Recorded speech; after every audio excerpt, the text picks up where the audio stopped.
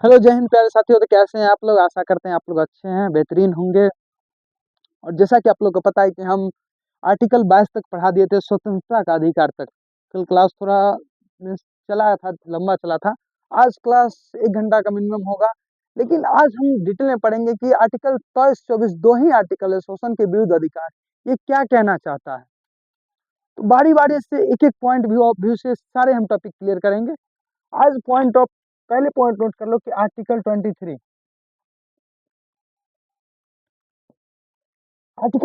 क्या कहता है कि बालात श्रम मजदूरी मीन्स आप किसी के अंडर में आपको कोई फ्री में नहीं खटवा सकता, जिसको बेगारी कहते हैं।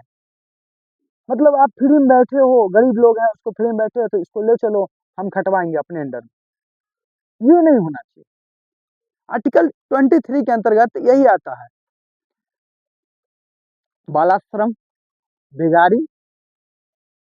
जो आप फ्री में, आपका मन है तो आप जा सकते हैं, लेकिन अगर किसी कोई जबरदस्ती आपको काम नहीं करवा सकते। पहले के जमाना में क्या होता था कि गरीबों को जबरदस्ती जबरन मजदूरी करवाया जाता था अपने खेतों में, बड़े बड़े जातियों के द्वारा।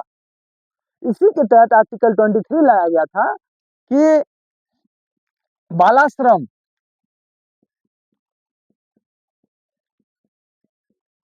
बालाश्रम, बेगारी,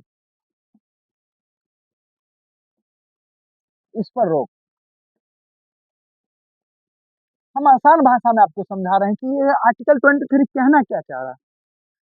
हम चलो यहाँ तक समझ दिए कि आपको कोई बेगारी और बालाश्रम नहीं करवाएगा, लेकिन हमको एक चीज और आप बताइए, क्या अगर राज्य को कभी जरूरत पड़ जाएगी कि हम आपको फ्री में खटवाएंगे तो? मतलब कहने का मीन्स, हम कहना ये चाह रहे हैं कि राज्य को ये अधिकार दिया गया है। आर्टिकल 23 के सेकंड कॉलन में लिखा गया है कि राज्य को यह अधिकार दिया गया है कि कभी जरूरत पड़े सरकार को तो वो आपको फ्री में काम करवा सकती है। लेकिन फ्री में काम सरकार ये देख के नहीं करवाएगी कि आप किस जाति से बिलोंग कर रहे हैं, आप अमीर है या गरीब है, आप उस काम में परिपूर्ण है या नहीं है। सरकार को, राज्य को इतना अधिकार है। अब राज्य में ये नहीं कि कोई स्टेट, इंडिया के अंदर 28 स्टेट मीन्स वन स्टेट, राज्य के मीन्स ये नहीं होता। हमने आपको पढ़ाने से पहले ही बता दी कि आर्टिकल 12 में स्टेट की परिभाषा, डिफिनेशन ऑफ स्टेट दिया गया है, जिसके अंतर्गत राज्य वो सारी चीजें जो गैर संस्थानिक, संस्थानिक, एनजीओ, जितने भी संगठन आते हैं जिसके अंतर्गत मूल अधिकार उस पर लागू किया जाता है, वो सारे राज्य के अंतर्गत आते हैं। अब बोलेंगे सर कोचिंग संस्थान, जी, कोचिंग संस्थान भी राज्य के अंतर्गत आते हैं। कोई ऐसा छोटा मोटा फैक्ट्री, हाँ फैक्ट्री भी आता है। हमने आपको बोला कोई भी ऐसा चीज जिस पर फंडामेंटल राइट लागू हो, वो स्टेट के अंतर्गत आते हैं। बालाश्रम, बेरोजगारी, इस पर रोक था। लेकिन इसी आर्टिकल 23 कॉलम 2 में कहा गया था कि राज्य को यह अधिकार प्राप्त है, राज्य को यह अधिकार प्राप्त है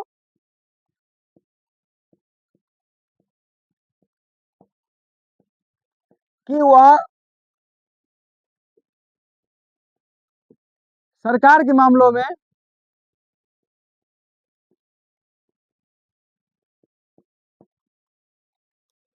सरकार के मामलों में आपसे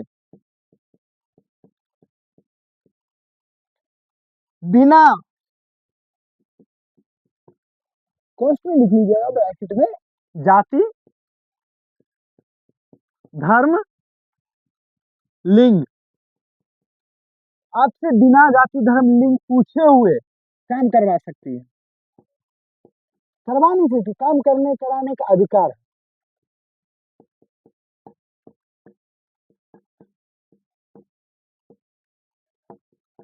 आर्टिकल 23 आप समझ गए होंगे कि आर्टिकल 23 क्या कहता है कि आप कहीं काम बेगारी की तरह नहीं कर सकते हैं जो पहले हुआ था, जो हमारे राजनेता लोग अपने ऊपर सहे थे, वो आप नहीं करिए। हमारा संविधान ये अधिकार देता है। नेक्स्ट टॉपिक है कि आर्टिकल 24 क्या कहता है। आर्टिकल 24 कहता है कि 6 से 14 वर्ष, हमने एक आर्टिकल आपको कल पढ़ाया था 21 का कॉलन ए, जो 66वां संविधान संशोधन 2002 द्वारा जोड़ा गया था, जिसमें कहा गया था कि राज्य को यह अधिकार प्राप्त है कि 6 से 14 वर्ष के बच्चों को निःशुल्क पढ़ाई शिक्षा की व्यवस्था कराएगी।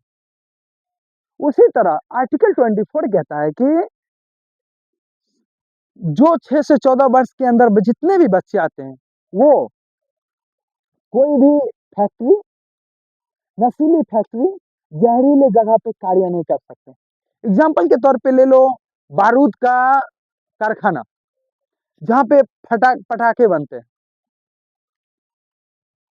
वहाँ आप 6 से 14 वर्ष के बच्चों को फ्री में या पैसे देकर भी आप नहीं खटवा सकते हैं, क्योंकि ये आर्टिकल 24 से पहले बोल दिया गया था कि जो आर्टिकल 21 है कि उसको शिक्षा देने का अधिकार है, उसको शिक्षा प्राप्त करने का, ये इस उम्र में काम करने नहीं जाएगा, ये सिर्फ और सिर्फ only for study in this भी स्टेट गवर्नमेंट। इसी के अंतर्गत आर्टिकल 24 कहता है क्या कि 6 से 14 वर्ष के बच्चों को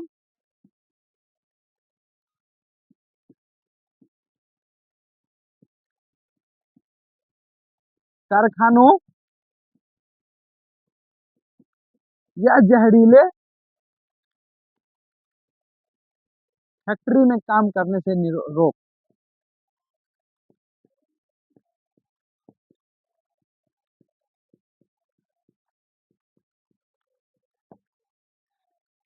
आप एक क्वेश्चन आपके माइंड में आ रहा है कि सर 6 से 14 वर्ष के बच्चों को तो क्या आपके बारे में बता दीजिए, क्या 14 वर्ष के बाद बच्चे काम कर सकते हैं, हाँ या ना? तो बिल्कुल, ये हमारा संविधान ये नहीं कहता है कि आप 14 वर्ष के बच्चे को, अगर 14 वर्ष के बच्चे एक्स्ट्रा हो जाते हैं, मीन्स आप मान लो 15 साल के बच्चे, अगर आपकी घर की स्थिति ठीक नहीं है, आपकी गार्जियन इस बात का अलाउ करता है कि आप फैक्ट्री में जाकर के काम कर सकते हैं, तो काम करिए, लेकिन उसके ही अंतर्गत, लेकिन आपको पढ़ाई पर फिर रोक नहीं लगनी चाहिए। अगर आपके गार्जियन नहीं है तो, अगर है फिर भी आर्टिकल 24 के अंतर्गत यही आता है। 6 से 14 वर्ष के कानून इसलिए बनाया गया कि आप बोलिए सर ये कानून फिर क्यों बनाया गया? कानून इसलिए बनाया गया ताकि जब कोई आर्थिक रूप से कमजोर वर्ग के लोग हों, तो उनको ये नहीं लगे कि हम सिर्फ शिक्षा पर नहीं चल सकते हैं। अगर आने वाला समय में हमारे बच्चे को क्या लगे, अगर ये कानून नहीं रहता तो क्या आपको लगता है कि बच्चा को सिर्फ पढ़ने के लिए भेजा जाता? नहीं, उसको काम करने के लिए भेज दिया जाता। अभी भी गांव देहात में आप जाइएगा, क्षेत्र में, ऐसे जहाँ क्षेत्र है वहां बच्चे काम करते हैं, लेकिन सरकार इस पर ठोस कानून क्यों नहीं लाती? सरकार अगर इस पर ठोस कानून इसलिए नहीं लाती है क्योंकि सरकार ये नहीं चाहती है कि सरकार, मेरे मतलब एक चीज समझो कि पटाखे की दुकान पर अगर 100 पैकेट फटाका बनता है तो सरकार का उसमें से कमाई होता है। हम ये मुद्दा छोड़ करके आपसे दूसरा क्वेश्चन पूछते हैं कि आपके नजर में सबसे अच्छा नेता कौन है? तो आप कहेंगे कि ये है, वो कहेंगे वो है, वो कहेंगे वो कहेंगे, लेकिन हम कहेंगे, मेरे नजर ऑफ व्यू से, मेरे पॉइंट ऑफ व्यू से आप अगर देखेंगे तो मेरे कहने का मतलब सिर्फ यही है कि नेता सब अच्छे हैं, सब खराब है। जो बना हुआ है नियम, उसी के नियम पर चल रहे हैं। अगर इनको बदलना है तो टाइम लगेगा। ऐसी नहीं कि आज उठे फैक्ट्री बंद कर दी, ये बंद कर दी और बंद हो जाएगा समाज, नहीं, कभी नहीं होगा, आंदोलन छिड़ जाएगा। सरकार इसलिए भी इतना ठोस कानून नहीं लाना चाहती, लाएगी धीरे धीरे, सारा चीज का व्यवस्था होगा, सारी चीज लगती है। आर्टिकल 24, 23, 24 आप समझ गए होंगे, शोषण के विरुद्ध अधिकार है। कि आपको कोई शोषण नहीं करेगा। ठीक है।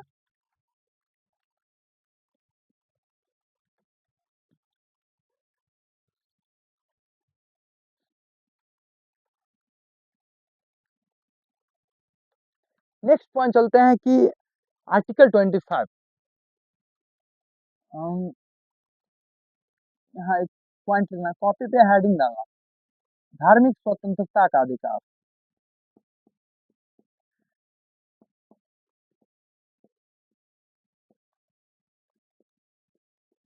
25 20 धार्मिक स्वतंत्रता का अधिकार क्या कहता है कि जैसे आप मान लो कि आप काम किए, आप पढ़ाई भी कर लिए 20 के अंतर्गत, आपको कानूनी सहायता मिल गई, लेकिन अगर आप धर्म आ- आने वाले समय में अगर आपका धर्म ही सुरक्षित नहीं रहेगा तो आप क्या करिएगा।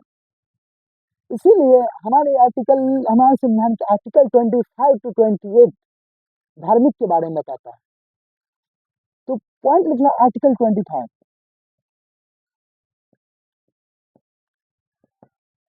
हमने आपको जब प्रियम्बल पढ़ाया था तो उसमें धर्म की स्वतंत्रता बताया था कि प्रभुत्व, कि आपको किसी भी धर्म को मानने का अधिकार। वही बात यहाँ आर्टिकल 25 कहता है कि आप किसी भी धर्म को मान सकते हैं, आप किसी भी धर्म को मान सकते हैं।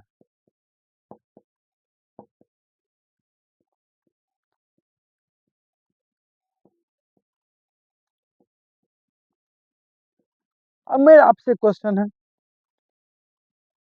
कि अगर आप किसी भी धर्म को मान सकते हैं तो क्या हम, अगर हम व्यक्ति हैं मान लेते हैं, तो क्या हम हिंदू और मुस्लिम दोनों धर्म को मान सकते हैं, हाँ या ना। तो आप बोलेंगे नहीं। क्यों? क्योंकि हमारा संविधान ये लागू ही कभी नहीं किया कि आप डबल धर्म मान सकते हैं। हिंदू धर्म में टिकी रखने का अधिकार है। आप जो हिंदू मुस्लिम टिकी नहीं रखते हैं। जब ब्राह्मण लोग हिंदू लोग में जनेऊ होता है, जनेऊ धारण होता है, तो उस वक्त उसका कपाल जब छिलाया जाता है तो उसको टिकी छोड़ दिया जाता है।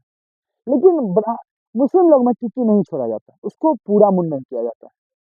अगर आपको टिकी रखने का अधिकार भी है तो इसी अंतर्गत, इसी आर्टिकल 25 के अंतर्गत ही आएगा कि आपको टिकी रखने का अधिकार है। नेक्स्ट है आर्टिकल 26। आर्टिकल 26 क्या कहता है कि आपको, आप धर्म मान लो, ठीक है, आपको अगर कोई भी ऐसा संस्थान जिसमें धार्मिक रूप से पढ़ाई करवानी, तो वो आप बना सकते हैं। ये अधिकार आर्टिकल 26 के अंतर्गत देता है। लेकिन इसमें फिर अपन एक ही क्वेश्चन उठता है कि अगर सरकार आर्टिकल 26 के अंतर्गत सरकार कोई चीज का निर्माण करवाती है, तो फिर ये हिंदू मुस्लिम सिख ईसाई इस पर विवाद छिड़ जाएंगे कि सरकार को जनता का जवाब देना पड़ेगा कि आप हिंदू की तरह अगर मुस्लिम के तहत मदरसा कॉलेज का निर्माण करवाए, आप मदरसा के बारे में जानते हो, तो आपको उसे फंड देना पड़ेगा, तो आप हिंदू के लिए भी व्यवस्था कीजिए। स्वामी विवेकानंद का एक माइंड में याद नहीं आ रहा, स्वामी विवेकानंद का एक कॉलेज की स्थापना की जो हिंदू की तरह तहत 1982 शायद। तो हुआ क्या था कि हम जैसे मदरसा है, सरकार ये नहीं कहते कि हम आपको फंड देंगे, धार्मिक पढ़ाई शिक्षा देंगे। धार्मिक शिक्षा देने का अधिकार कभी कभी संविधान में लिखा ही नहीं गया कि हम आपको धार्मिक शिक्षा देंगे। हाँ, ये जरूर कहा गया है कि जो आप अल्पसंख्यक वर्ग के लोग हैं उसको नीचा नहीं दिखाने के लिए, उसको ऊपर उठा करके दिखाने के लिए, उसको हम विशेष समुदाय के तहत उसको हम धार्मिक शिक्षा दे सकेंगे। आर्टिकल 26 ये कहता है कि संगठन बनाने की स्वतंत्रता, धार्मिक संगठन बनाने की स्वतंत्रता।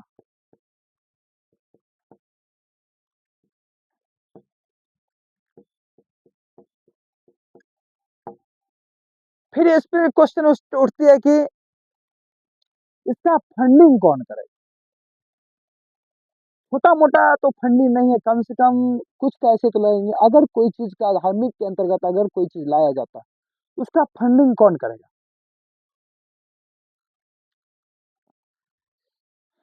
जैसे मान लो यूपी में या कहीं भी कोई भी स्टेट में, हर एक स्टेट में अभी वृद्धा आश्रम रहता है, उस पर तो सरकार पैसे खर्च नहीं करती, कभी नहीं करती है।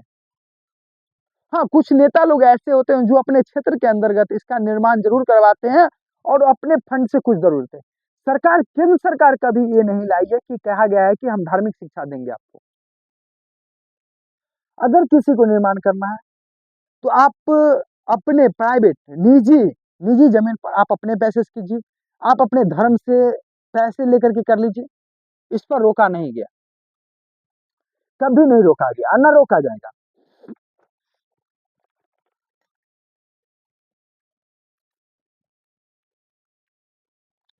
यही हम कहना चाहिए, संगठन बनाने के लिए आप, सरकार कभी धार्मिक शिक्षा प्रदान नहीं करेगी। इसमें भी यही है, आर्टिकल 26 में एक और लिखना है, सरकार कभी धार्मिक शिक्षा प्रदान नहीं करेगी।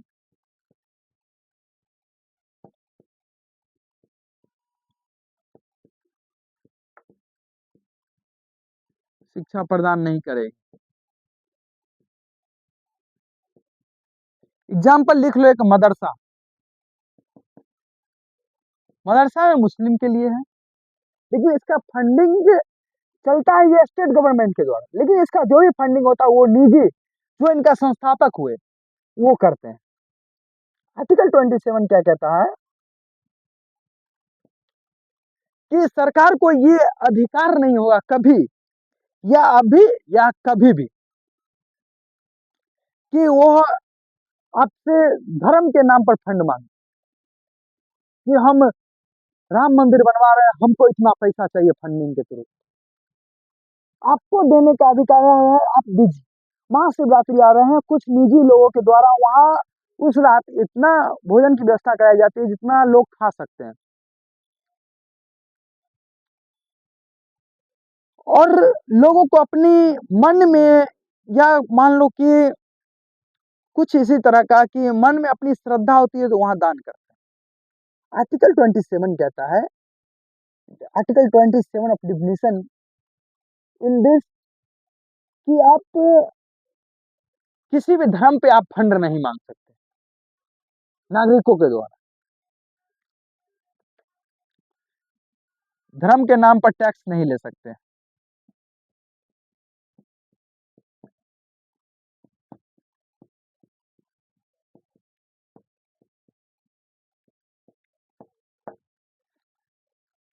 फिर एक क्वेश्चन यहाँ से उठता है कि धर्म के नाम पर अगर टैक्स नहीं ले सकते तो इतने बड़े बड़े मंदिर हैं, वैद्यनाथ धाम है, काशी है, उज्जैन है, सोमनाथ है, महाकालेश्वर है, बहुत सारे ऐसे, त्रिमुकेश्वर है, 12 ज्योतिर्लिंग है, क्या ये लोग सरकार को पैसा देते हैं, हाँ या ना? ये भी तो धार्मिक जगह है। तो सीधा से जवाब आएगा नहीं।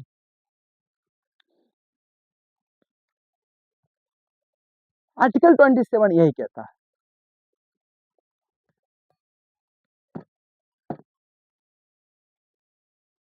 यहां तक आप नोट करिएगा।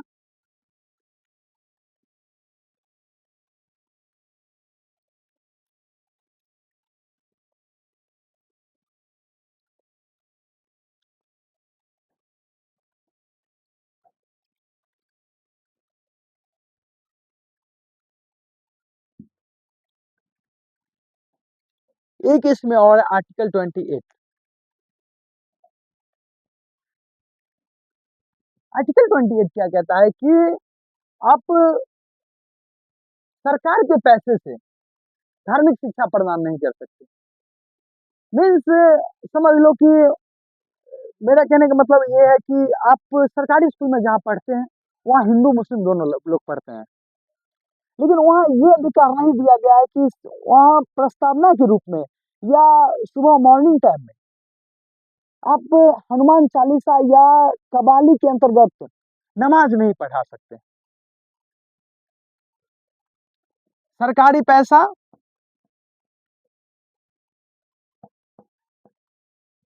बराबर नो धार्मिक शिक्षा।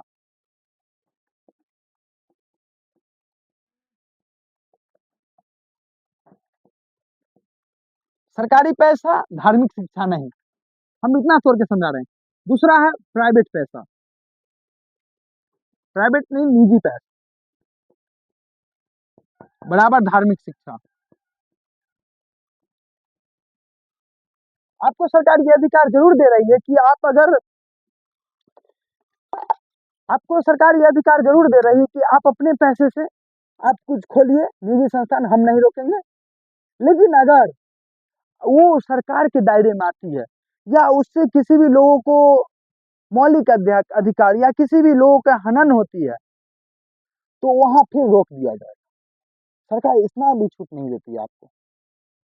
मौलिक अधिकार कहने का मतलब ये नहीं कि वहां के लोगों को ऐसा शिक्षा दिया जाए ताकि वो आगे दिन चल करके इतना गलत तरीके का रूप ले ले, या किसी के लोगों के लिए गलती का साबित बने। ये नहीं चाहती है शिक्षा। आपको सरकारी पैसा, धार्मिक शिक्षा नहीं मिल दिया जाएगा। निजी पैसा, आप धार्मिक शिक्षा दीजिए, लेकिन तब तक जब तक आपके सरकार के अंदर में आप सही से काम कर रहे हैं। गलत तरीके से काम करिए, आपको नहीं दिया जाएगा।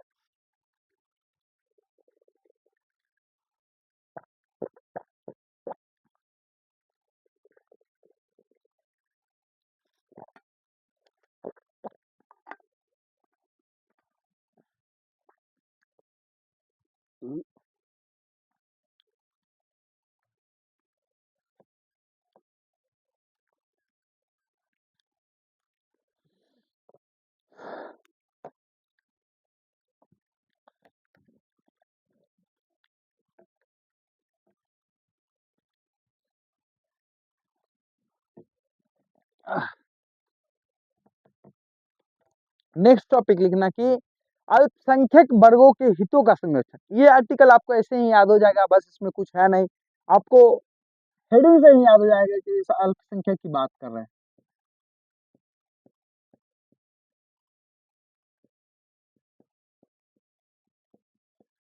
अल्पसंख्यक वर्गों के हितों का संरक्षण।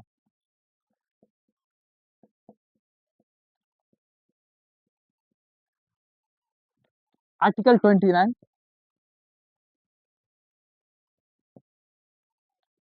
आर्टिकल 29 क्या कहता है कि किसी भी नागरिक को केवल धर्म, मूल वंश, जाति के नाम पर ऐसे सरकारी संगठन जहां शिक्षा, धर्म या कोई भी ऐसा चीज जो सरकार के द्वारा पोषण किया जाता हो, वहां पे आप उसको रोक नहीं सकते। All public member, all public member को इसके तहत नहीं रोका जा सकता कि तुम निचले धर्म के हो, निचले कास्ट के हो, निचले मूल के हो। यही ये आर्टिकल कहता है कि किसी भी धर्म, मूल वंश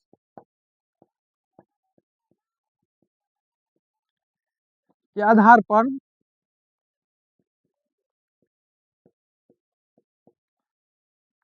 किसी भी धर्म, मूल वंश के आधार पर आप उसको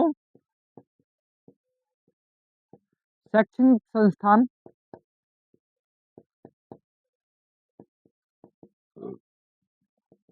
पोषण युक्त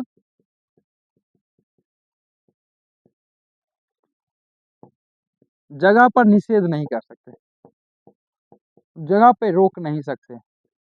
यह आर्टिकल इतना ही कहता है। आर्टिकल 29। अब आता है आर्टिकल 30। आर्टिकल 30 कहता है कि जैसे मान लो, ये तो इसका बात हुआ कि किसी भी धर्म, मूल वंश के आधार पर आप उसको शैक्षणिक संस्थान, पोषक जगह पर नहीं रोक सकते। और ये हो जाता है ऑल पब्लिक के लिए। आर्टिकल 30 क्या कहता है कि हमारे देश में कुछ अल्पसंख्यक वर्ग के लोग भी हैं, जैसे बौद्ध धर्म, जैन धर्म, पारसी धर्म, ये सब अल्पसंख्यक वर्ग के लोग हुए। और हमारी देश इस धर्म को ये मान्यता जरूर देती है कि इनके मने मुताबिक, इनका जो मन होगा उसके अनुसार इनको शिक्षा प्रदान किया जाएगा। इस पर आप किसी को नहीं रोक सकते, लेकिन वो अल्पसंख्यक वर्ग का होना चाहिए, बशर्ते हिंदू नहीं होना। मुस्लिम नहीं होने।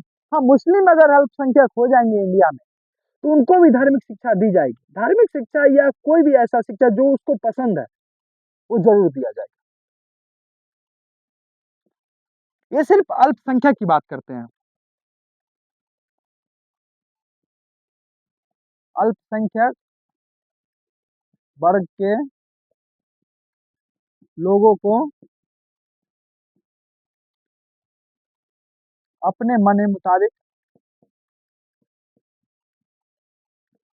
धार्मिक शिक्षा देने का अधिकार।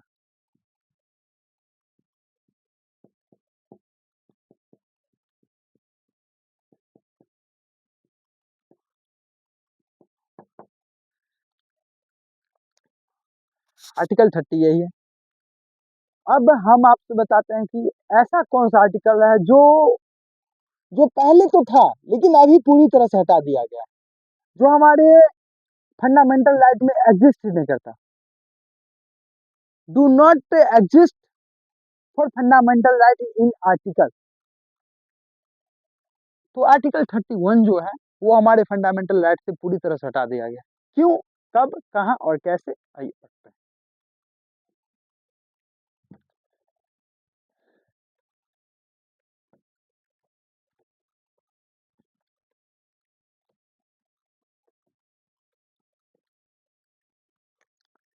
आर्टिकल 31 लिखना। इसको हालांकि हम जब आर्टिकल खत्म होने पड़ेंगे आर्टिकल 300 ए में, तब वहां हम पढ़ाएंगे इसको। आर्टिकल 31 को पूरी तरह से खत्म कर दिया गया है। संपत्ति का अधिकार था पहले।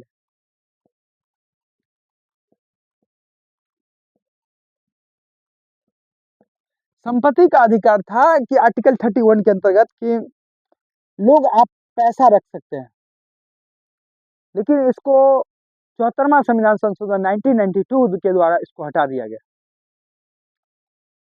क्यों, क्योंकि कुछ लोग ऐसे थे जो टैक्स बचाने के लिए या कुछ ब्लैक मनी, जो हमारे नरेंद्र मोदी साहब एक दिन उठते उठते हैं कहते हैं ब्लैक मनी आज से बंद, और मतलब 1000-500 का नोट बंद, सब ब्लैक मनी बाहर आ गया। इसीलिए इस आर्टिकल को हटा दिया था 74वां संविधान संशोधन 1992। 74वें संविधान संशोधन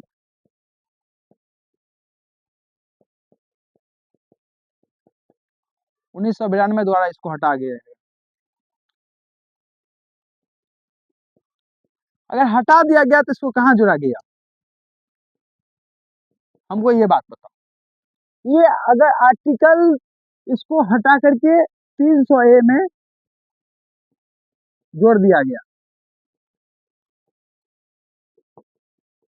अब संपत्ति का अधिकार आपका अधिकार नहीं है, ये कानून का अधिकार है। तो आपके पास कितना संपत्ति होना चाहिए, आपके पास जो भी संपत्ति है उनका ब्यूरो आपको सरकार को देना पड़ेगा। आप अगर अंगूठी पहने हैं सोना का, ज्वेलर्स का, गोल्ड का, या डायमंड का, या सिल्वर का, या आप टाइटेनियम का पहन लीजिए, आपके पैसा पास पैसा आया तो, लेकिन उसका बिल आपको सरकार को देना पड़ेगा। और ये भी बताना पड़ेगा कि ये पैसा आपके पास आ कहाँ से रहा है। अब ये नहीं है कि हमको दरोगा में जॉब लग गया और 60,000 का सैलरी कमा रहे हैं, दो दो फार्म हाउस बनवा रखे हैं, एक यूपी में, एक लखनऊ में और एक दिल्ली में, तो सरकार आप पे क्वेश्चन सवाल जरूर करेगी कि ये पैसा आ कहाँ से रहा। इसी एक्ट के अंतर्गत 31 खत्म हो गया। अब पढ़ते हैं ऐसा आर्टिकल जो इस सारे आर्टिकल के का मैं समझ लो कि ये मेन आर्टिकल हुआ। अगर ये आर्टिकल नहीं होता तो मुझे तो समझ जाओ कि फंडामेंटल राइट कुछ था ही नहीं। समझे, तो पढ़ते हैं वो आर्टिकल। हेलो, क्लास में है सर, क्लास में है, करते हैं।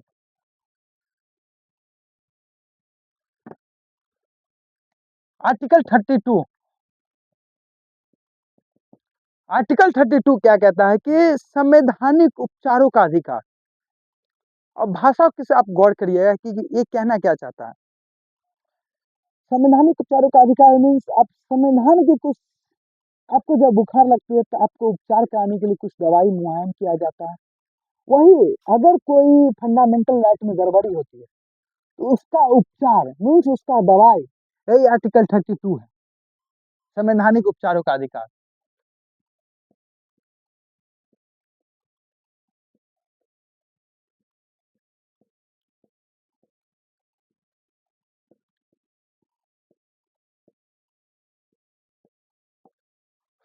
संवैधानिक उपचारों का अधिकार, इसके अंतर्गत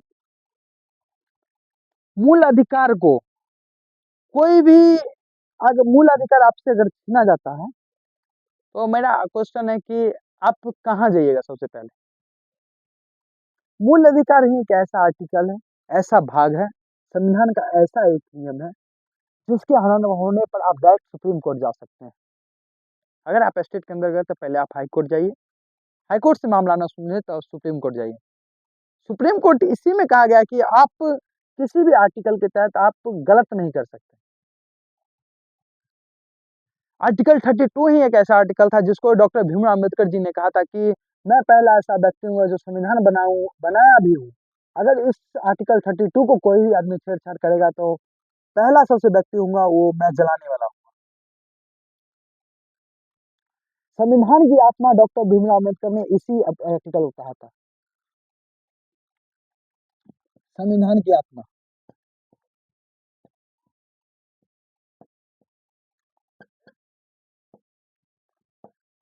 डॉक्टर भीमराव अम्बेडकर।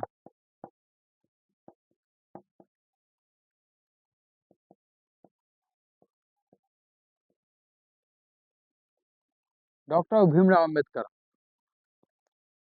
संविधान की आत्मा। नेक्स्ट क्वेश्चन है, क्या आर्टिकल 52 मौलिक अधिकार हनन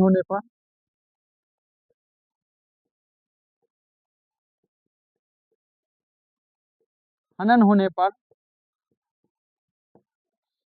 आर्टिकल 32 के अंतर्गत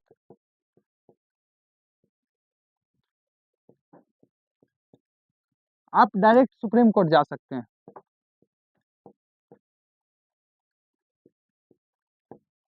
आप सुप्रीम कोर्ट जा सकते हैं। इसी के अंतर्गत हाईकोर्ट ने 5 रिट जारी की है। हाईकोर्ट के द्वारा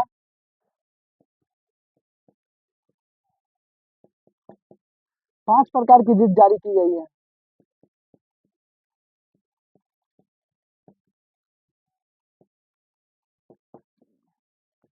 बारी बारी से सारे को हम पढ़ेंगे कि 5 रिट क्या है।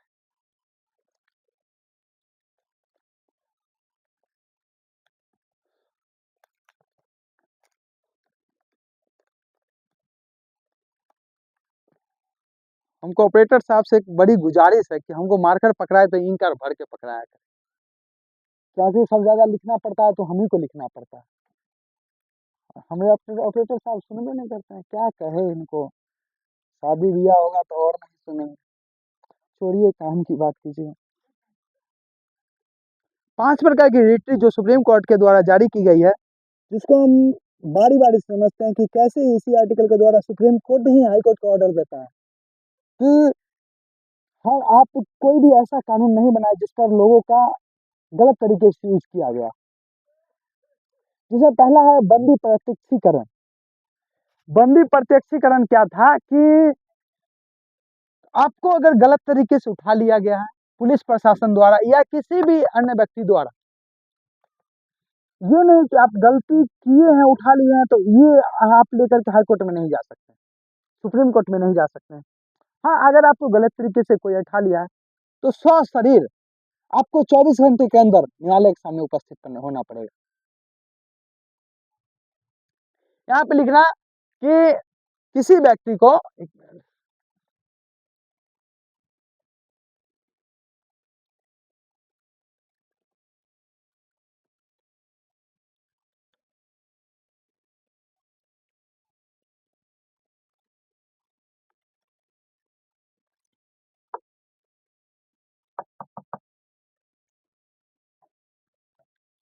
पहला लिखना बंदी प्रत्यक्षीकरण।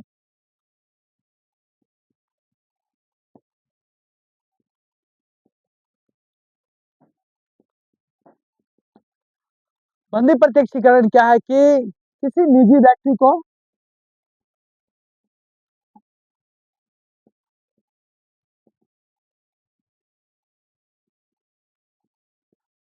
गलत तरीके से उठा लिया गया हो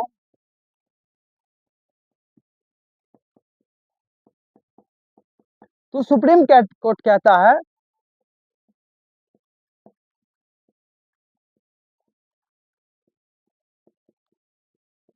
कि 24 घंटे के भीतर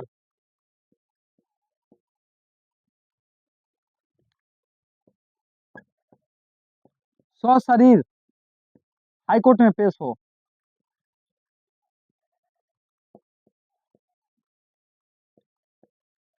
सुप्रीम कोर्ट में पेश हो।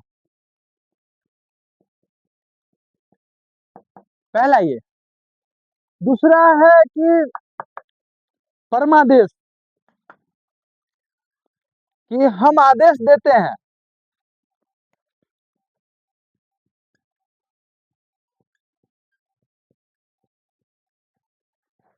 परमादेश, हम आदेश देते हैं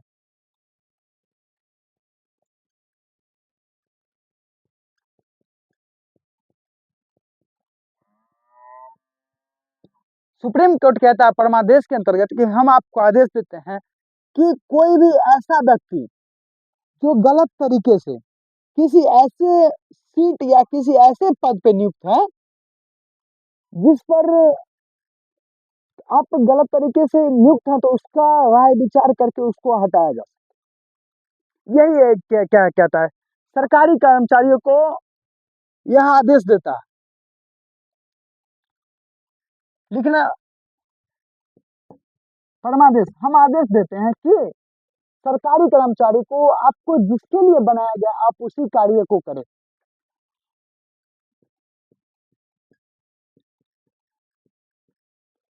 सरकारी कर्मचारी को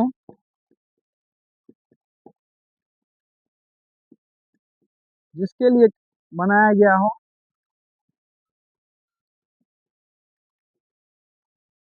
वो वही कार्य करे।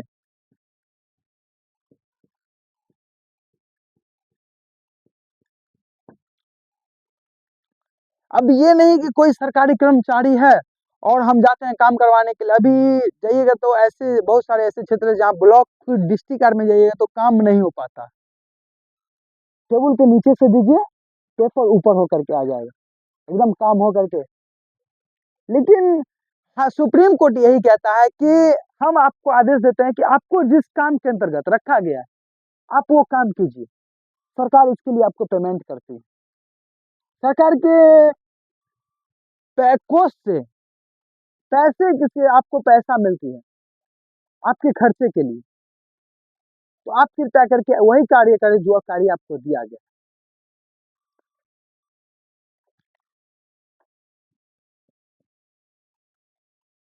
तीसरा है प्रतिषेध। प्रतिषेध क्या होता है कि आप किसके अधिकार या किस अधिकार के अंतर्गत आप किसी कुर्सी या किसी संगठन पे कार्यरत हैं, गलत तरीके से अगर आप कार्यरत हैं तो उसका उसी वक्त इलाज किया जाएगा। मीन्स मतलब गलत तरीके से आप किसी भी कुर्सी को नहीं जब्त किया। प्रतिषेध,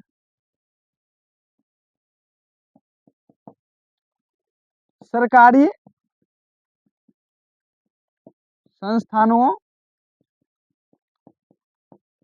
में गलत तरीके से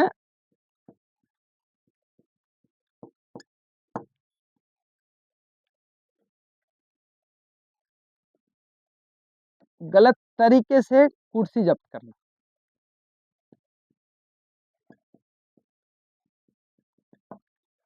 एक बार नोट करना।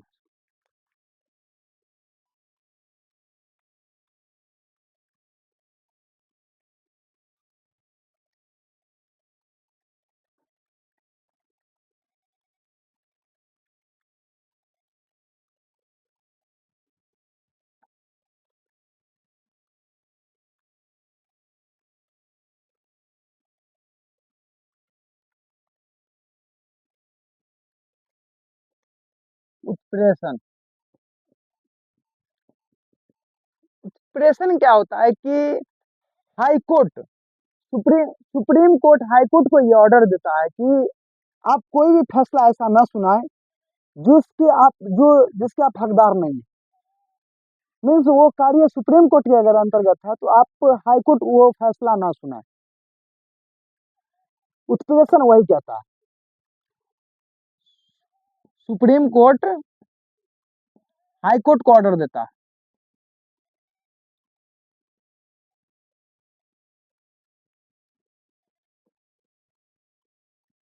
ऑर्डर देता है कि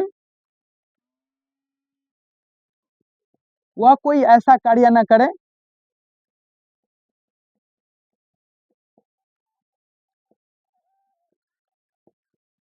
जो फैसले उसके हक में ना हो।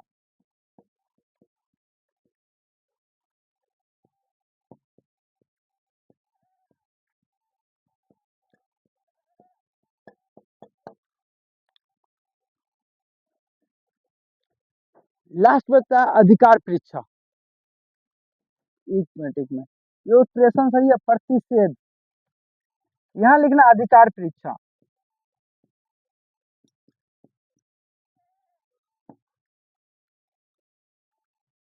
प्रतिषेध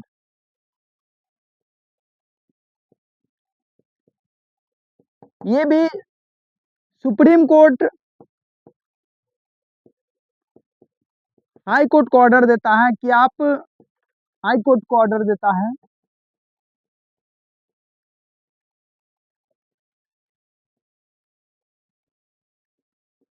वह गलत तरीके से काम ना करे,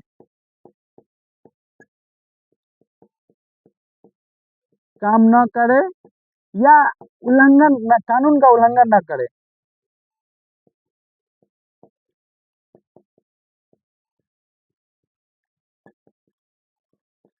अब यहाँ पे एक क्वेश्चन उठता है कि सर उत्प्रेषण और प्रतिषेध सेम सेम लग रहा है, तो इसमें अंतर क्या?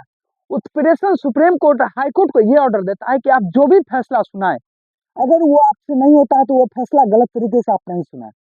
उत्प्रेषण ये कहता है, और प्रतिषेध ये कहता है, सुप्रीम कोर्ट हाई कोर्ट को ये ऑर्डर देता है कि आप ऐसा कोई कार्य न करें या कानून का कोई ऐसा काम न करे जो उल्लंघन आपके आपके अंतर्गत, वो उल्लंघन के अंतर्गत काम बन जाता हो। मतलब आप कानून का कोई उल्लंघन न करे और गलत तरीके से काम न करे। और उत्प्रेषण कहता है कि सुप्रीम कोर्ट हाई कोर्ट को यह ऑर्डर देता है कि आप जो भी फैसला सुनाए सही सुनाए, अगर वो आपके फैसला अंतर्गत, वो फैसला अगर आपके अंतर्गत नहीं आता है तो आप वो उस फैसला को छोड़ दीजिए, गलत तरीका बस यूज नहीं कीजिए। आर्टिकल 32 यही कहता है। आर्टिकल 32 यही कि हम आदेश देते, सुप्रीम कोर्ट सारे लोग को मौलिक अधिकार के अंतर्गत सारी चीज को हाई कोर्ट के अंतर्गत आदेश देते हैं। ठीक है।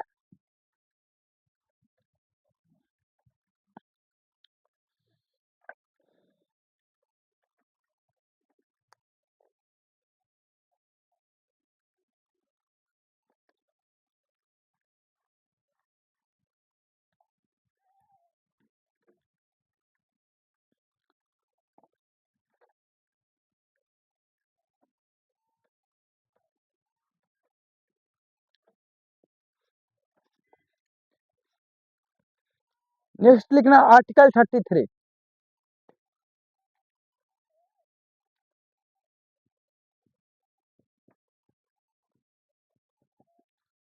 आर्टिकल 33 क्या कहता है कि मान लो कि आपके पास सारे मौलिक अधिकार प्राप्त, तो क्या ये सभी को प्राप्त रहेंगे? नहीं। यही आर्टिकल 33, 34, 35 ये मौलिक अधिकार की अपवाद है, जिसका इनका कोई कॉलोन नहीं बनाया गया।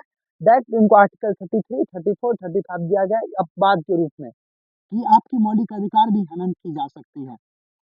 कब? वही लिखा गया आर्टिकल 33 में अंतर्गत कि पुलिस बल,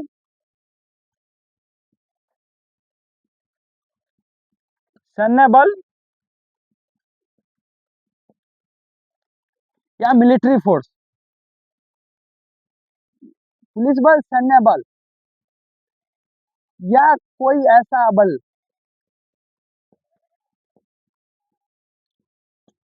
सेना,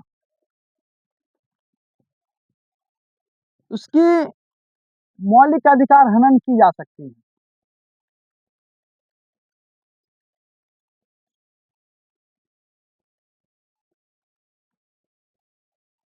क्यों की जा सकती है? क्योंकि इनकी ये आप हम ऐसे ऐसे नाम लिखे हैं, पुलिस बल, सैन्य बल, ये ऐसे बल हैं जिनको हर हमेशा अनुशासन में रहने की व्यवस्था, इनको 24 घंटे अपने कार्य को स्टार्ट रखने और कार्य को चलाने के लिए अधिकार है। इसलिए ये कभी ये नहीं बोले कि हमको आर्टिकल 21 के अंतर्गत हमको सोने का अधिकार है, कभी नहीं। यही कहता है बाद में रुक के कि इनका मौलिक अधिकार हनन किया जा सकता है। उद्देश्य क्या था कि इनका, क्यों, तो उद्देश्य बस एक ही था कि अनुशासन रहने के लिए, अनुशासन में रहने के लिए, बस इतना ही उद्देश्य था इनका। आर्टिकल 33 है। नेक्स्ट है कि आर्टिकल 34। आर्टिकल 34 क्या कहता था कि मार्शल लॉ। मार्शल लॉ क्या होता है कि सेना का सरकार, जैसे जम्मू कश्मीर में अगर वहां से राज्य को हटा दिया तो वहां पहले क्या था कि मार्शल लॉ ही लगा हुआ था। मार्शल लॉ अगर किसी राज्य में लगा हुआ हो,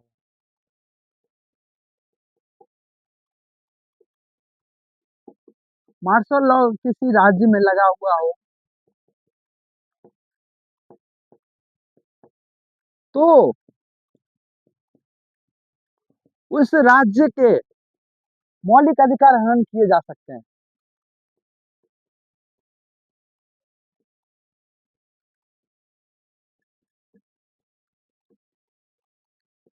मौलिक अधिकार हनन किए जा सकते हैं।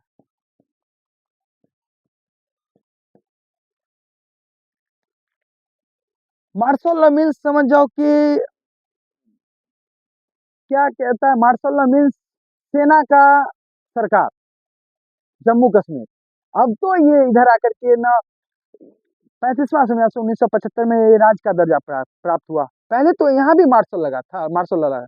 तो यहाँ क्या था कि इन लोग का मौलिक अधिकार हनन किए जा सकते थे कि आपको ये मौलिक अधिकार, आपको बोलने का अधिकार नहीं होगा, आपको संगठन बनाने की स्वतंत्रता नहीं होगी, आपको मीडिया करने का अधिकार नहीं होगा। सिर्फ और सिर्फ मार्शल लॉ लगने के बाद आपको मौलिक अधिकार वहां खत्म कर दिया जाए। आर्टिकल 34 यही कहता है। Article 35 last article of fundamental right. Article 35 कहता है कि उस समय क्या था कि जब हमारा संविधान लागू हुआ तो हमारे लोगों ने तो संविधान बना दिया। आर्टिकल 20, आर्टिकल 17 में छुआछूत का अंतर है। आर्टिकल 20 में है बलात्कार मजदूरी। वही सॉरी 25 से 28, 26, 27, 22, 23, 24, 23 में है कि बलात्कार मजदूरी। तो संविधान जब बनाए तो लोग बोले क्या कि हम कानून बना देते हैं, लेकिन इस पर जो भी दंड होगा तो वो आप संसद बनाने का अधिकार होगा। आर्टिकल 35 क्या कहता है कि आर्टिकल 17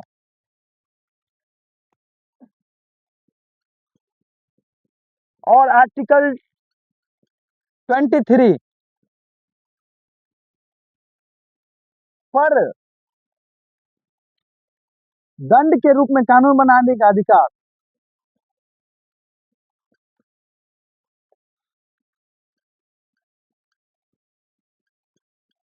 कानून बनाने का अधिकार सिर्फ संसद के पास है।